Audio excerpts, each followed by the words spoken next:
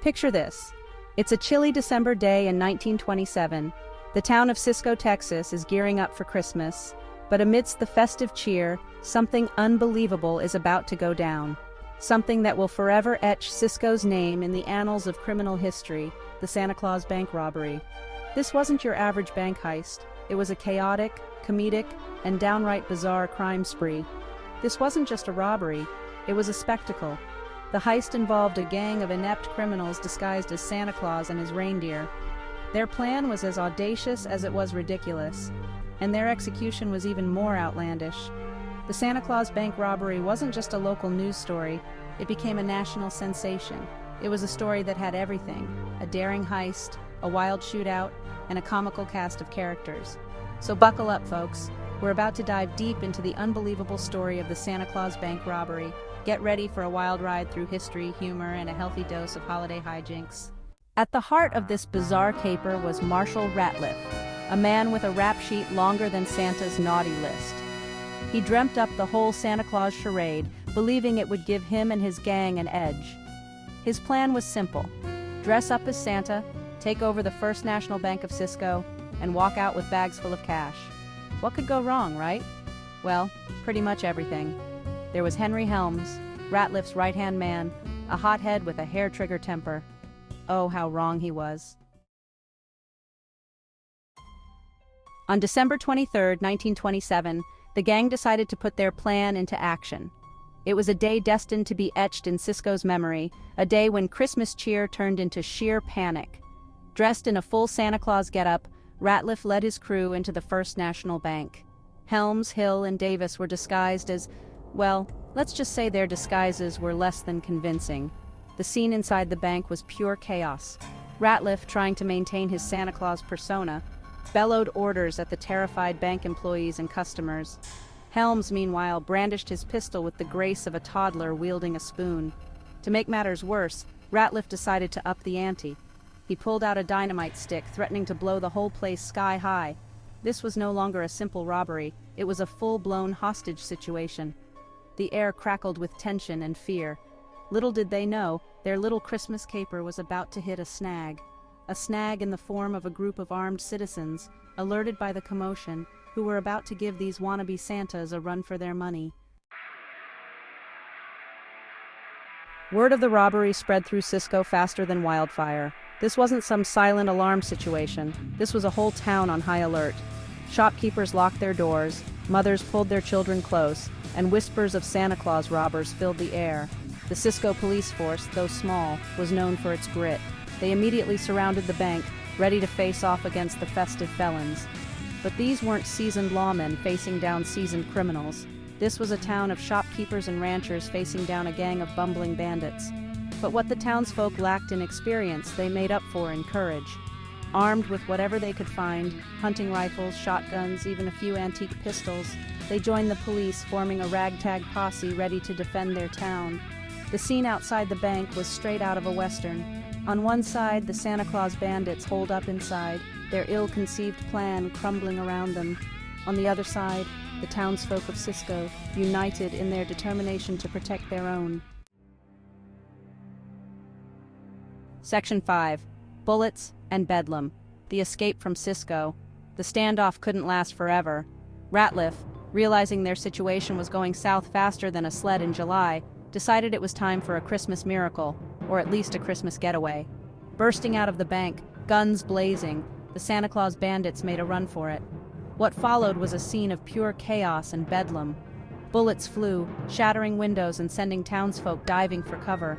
The robbers, firing wildly, sprinted towards their getaway car, a beat-up Ford Model T that looked like it had seen better decades.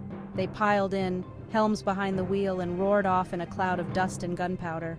But the people of Cisco weren't about to let them escape that easily.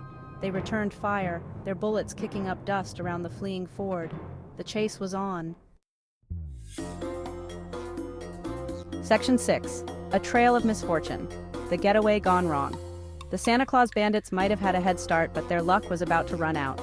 Their getaway car, already on its last legs, sputtered and coughed like a chain smoker with a cold. To make matters worse, they didn't exactly have a plan B or a map or even a basic understanding of car maintenance. Their escape route, if you could call it that, was a comedy of errors. They careened down dirt roads, their Ford rattling like a sack of wrenches. They took wrong turns, got stuck in ditches, and even managed to lose a tire along the way. It was less Bonnie and Clyde and more Dumb and Dumber. But through it all, they continued their desperate flight from justice, their dreams of a Christmas fortune fading with every mile.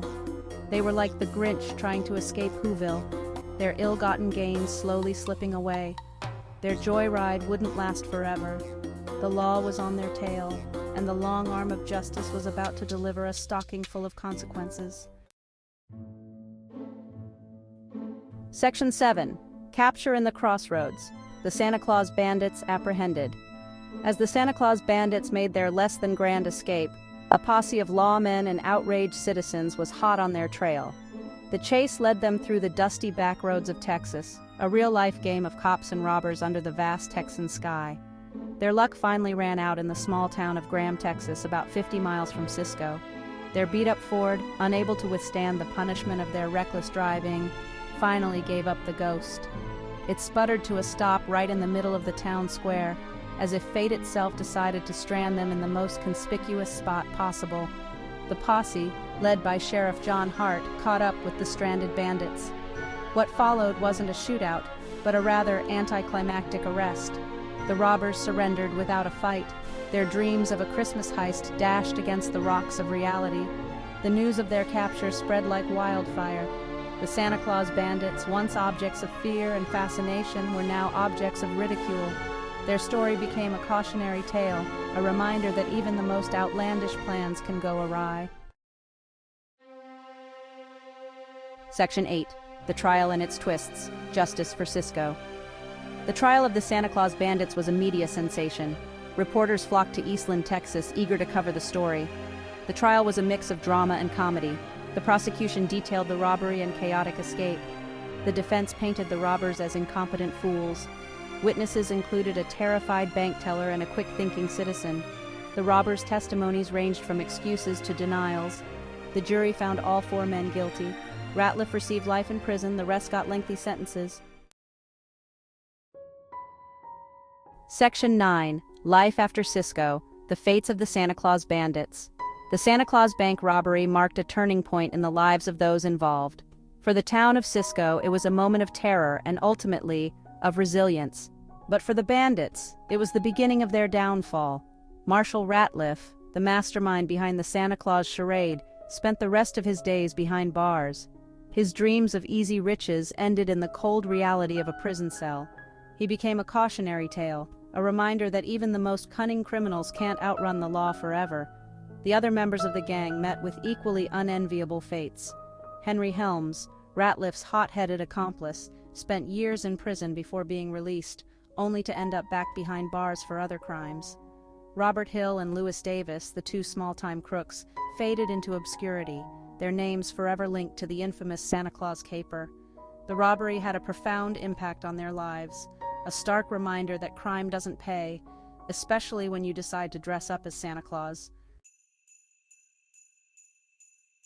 Section 10. Cisco Remembers. The Legacy of a Christmas Crime. The Santa Claus Bank robbery became a strange point of pride for Cisco. It was a testament to their courage and resilience. Today, the robbery is a part of Cisco's lore, passed down through generations. The First National Bank building still stands as a reminder. Every year the story is retold, blending caution and comedy. The town holds Santa Claus Bank robbery days with a parade, a reenactment, and good-natured fun. It's a testament to finding humor in history. What began as terror is now a cherished part of Cisco's identity. Section 11. Conclusion. The enduring allure of the Santa Claus caper. The story of the Santa Claus Bank robbery is a bizarre blend of history and folklore. It's a tale of audacity and ineptitude, of terror and resilience, of crime and ultimately of community. The image of a gang of bumbling criminals dressed as Santa Claus wreaking havoc on a small Texas town has a certain comical absurdity that continues to capture the imagination. But beneath the humor lies a story of crime and punishment, of the human capacity for both good and evil. It's a reminder that even in the most desperate of times, there are those who will stand up for what's right, who will fight for their community, and who will never let a little thing like a bank robbery ruin their Christmas spirit. The Santa Claus Bank Robbery remains a captivating tale, a story that continues to resonate nearly a century later. It's a story that reminds us that truth is often stranger than fiction, and that sometimes the best way to deal with the darkness is to find the humor in it.